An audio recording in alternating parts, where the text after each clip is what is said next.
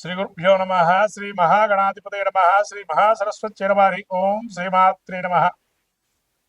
నమస్తే దేవదేవేశ, నమస్తే పరమేశ్వర, నమస్తే వృషభారుడకారాయ నమో నమ. మార్చి రాశి ఫలితాలు, పాల్గొన మాసం యొక్క రాశి ఫలితాలు చెప్పుకునే ముందు మనము ఈ యొక్క మహత్తరమైనటువంటి మార్చి మాసంలో మనకు వచ్చేటువంటి పండుగల్లో ముఖ్యంగా నరసింహస్వామికి సంబంధించినటువంటి ఉత్సవాలు, నరసింహ ద్వాదశి అని, ఆమలక పూజ అని అదే రోజున, అట్లానే కామదహనం. ప్రత్యేకంగా మనకు సకలమైనటువంటి కీడులు, అంటే కీడు అనేది ఇక్కడ కాదు, ఇక్కడ కోరిక మనసులో ఏది సంచరించకుండా జన్మరహిత్యం పొందటానికి ఏకైక రోజు కామదహనం. ప్రత్యేకంగా మనకు పురాణ చెప్పబడినటువంటి కామదహనం.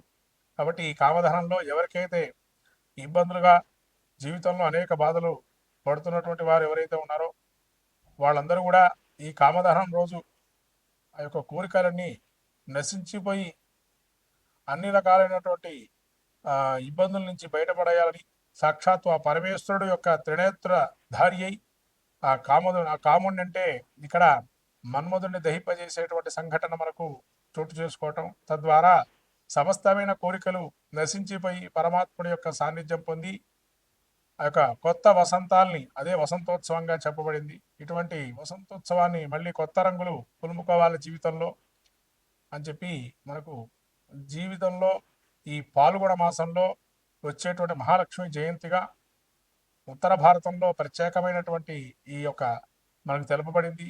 అట్లనే బృందావనంలో కృష్ణుడికి అనేక రకమైన గోపికలతో ఆ యొక్క తన యొక్క ప్రేమామృతాన్ని కురిపించినటువంటి, తద్వారా లోకమంతా ప్రకృతి సిద్ధమైనటువంటి ప్రకృతిలో మనం ఎట్లా ప్రేమత్వాన్ని చూపించాలి, ప్రేమతత్వాన్ని అని చెప్పి కృష్ణుడు బోధించేటువంటి వసంతోత్సవము.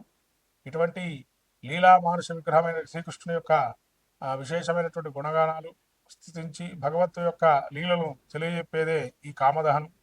అట్లానే మనకు చివరగా ఇంకా ఈ యొక్క మాసంలో లక్ష్మీ సింహస్వామికి సంబంధించి ప్రత్యేకమైనటువంటి స్వయంభూ దేవతా స్థలాల్లో అనేక ఉత్సవాలు సలపటం. అట్లానే మనకు మన రాష్ట్ర ముఖ్యంగా యాదగిరిగుట్టలో స్వర్ణ గోపుర విమానోత్సవాన్ని కుంభాభిషేకాన్ని చేయటం అటువంటి మహత్తరమైనటువంటి మాసంగా పరిగణింపబడుతుంది. కాబట్టి పాల్గొన మాసంలో ఆ నరసింహం యొక్క క్షేత్రాలు దర్శనం చేసుకొని ఆ నరసింహుడి యొక్క అనుగ్రహాన్ని పొందాలని ఈ యొక్క ఆ యొక్క పాల్గొన మాసంలో, అట్లానే త్రినేత్రధారి అయిన ఈశ్వరుడు యొక్క స్వరూపాన్ని, ఈశ్వర తత్వాన్ని గ్రహించడానికి, పరమాత్మ యొక్క స్వరూపాన్ని తెలుసుకోవడానికి ఆ యొక్క ఈశ్వర అంటే పుణ్యక్షేత్ర దర్శనం చేసుకోవటం.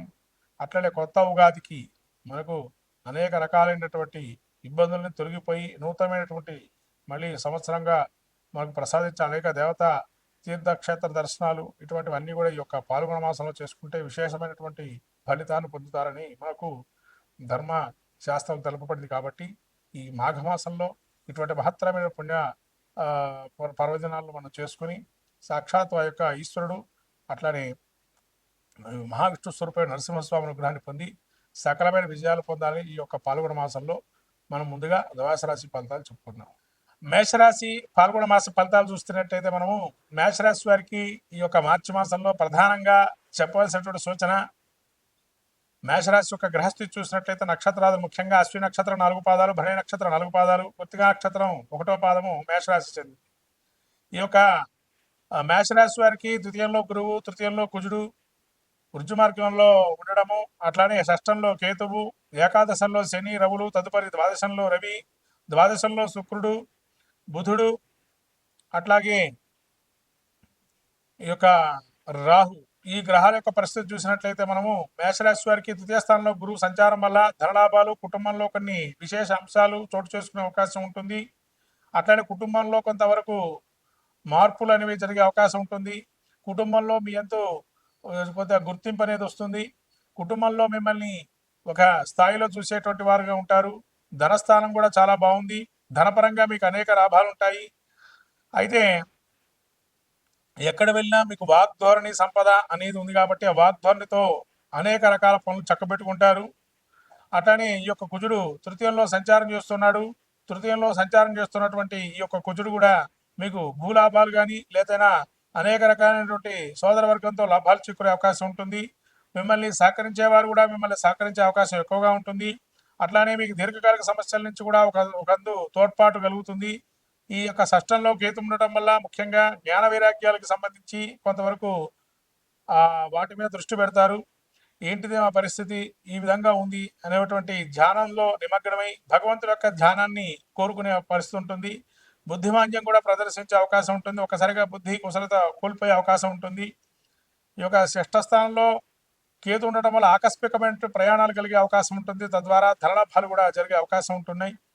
అట్లానే ఏకాదశంలో రవి యొక్క శని ఉన్నారు. ఈ యొక్క శని రవులు ఇద్దరు ఏకాదశంలో దీర్ఘకాలిక సమస్యలు ఏవైతే ఉన్నాయో పరిష్కారం అవుతాయి. అధికార దర్పము కుశలత ఆరోగ్యము ఇవన్నీ రకరకాలుగా అనుకూలంగా అంశాలు ఉన్నాయి. ఈ యొక్క రవి శనులు యోగప్రదంగా ఉన్నారు. మేషరాశి వారికి న్యాచురల్ గా పంచమ స్థానమైనటువంటి రవి కాబట్టి ఈ యొక్క పంచమ స్థాన కీర్తి ప్రతిష్టలు అటువంటివి వచ్చే అవకాశం ఉంటాయి. అట్లానే శని కూడా అక్కడే 11వ స్థానంలో ఉండటం వల్ల లాభాలు చేకూరే అవకాశం ఉంటుంది. మీ యొక్క ఎవరైతే సోదర వర్గంలో వాళ్ళకి కొంత లాభాలు చేకూరే అవకాశం ఉంది మీ వల్ల. అట్లనే ద్వాదశంలో బుధుడు ఉండటం వల్ల కొందరు బుద్ధిమాంద్యం కానీ అజీర్ణం కానీ వెళ్తప్పిన భోజనాలు కానీ ఉండే అవకాశం ఉంటుంది. బంధువులు మిమ్మల్ని ద్వేషించే అవకాశం ఉంటుంది. అట్లానే ఈ రాహు 12లో ఉండడం వల్ల నిరాశ నిస్పృహలు కొంత లోనయ్యే అవకాశం, డిప్రెషన్కి కొంతవరకు లోనయ్యే అవకాశం ఉంటుంది కొన్ని విషయాల్లో. అట్లానే శుక్రుడు 12లో ఉండడం వల్ల కొంత కొత్త పరిచయాలు ఏర్పడి దుస్సావాసాలు కానీ దుష్టమైనటువంటి విషయాల్లో కానీ వెళ్ళే అవకాశం ఉంటుంది. తర్వాత అంటే ఖర్చు కూడా అధికంగా వచ్చే ఆదాయం ఎక్కువగా ఉంది కదా, ఖర్చు పెట్టచ్చు కదా, ఆదాయంతో ఎక్కువగా ఖర్చు పెట్టే అవకాశం ఉంటుంది. ఇటువంటివన్నీ కూడా ఈ మేషరాశి వారికి కొంతవరకు మిశ్రమంగా గోచరిస్తుంది.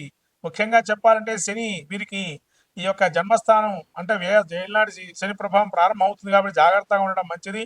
ఈ మేషరాశి వారికి ఈ మార్చి మాసంలోనే ఏదైనా మార్పులు చేర్పులు చేసుకోవాల్సిన, దీర్ఘకాలికంగా సమస్యలు కొలిక్కి రావాలన్నా, వ్యాపారంలో కూడా ఒక రకమైనటువంటి నిర్ణయాలు తీసుకోవాలన్నా ఇదే చాలా విశేషమైన మాసం. కాబట్టి మీరు ప్రయత్నపూర్వకంగా నెక్స్ట్ మనం ఏం చేయాలనేది ఈ మాసంలోనే మీరు నిర్ణయించుకోవటం వల్ల మంచి ఫలితాలు గోచరిస్తాయి. మేషరాశి వారికి ఇంకా మంచి ఫలితాలు పొందటానికి గాను లక్ష్మీ నారాయణ హృదయం కానీ, లక్ష్మీనారాయణ కవచం కానీ, లక్ష్మీనారాయణ యొక్క ధ్యానం చేసుకోవడం కానీ, లక్ష్మీనారాయణ గుడి సందర్శించడం కానీ చేస్తే కనుక చాలా మంచి ఫలితాలు పొందుతారు. మొత్తం మీద ద్వాదశ రాశి వారికి ఏంటనగా ఈ ద్వాదశ రాశి వారికి మార్చి మాసం పాల్గొన మాసంలో మన జాతకంలో కూడా దశాంతర దశలు కూడా చూసుకొని అదొక 50%, ఇదొక 50%గా గోచారాన్ని ఫలితాలను కూడా చూసుకోవాలి. తద్వారా ఫలితాలు ఉంటాయి, శుభ ఫలితాలు.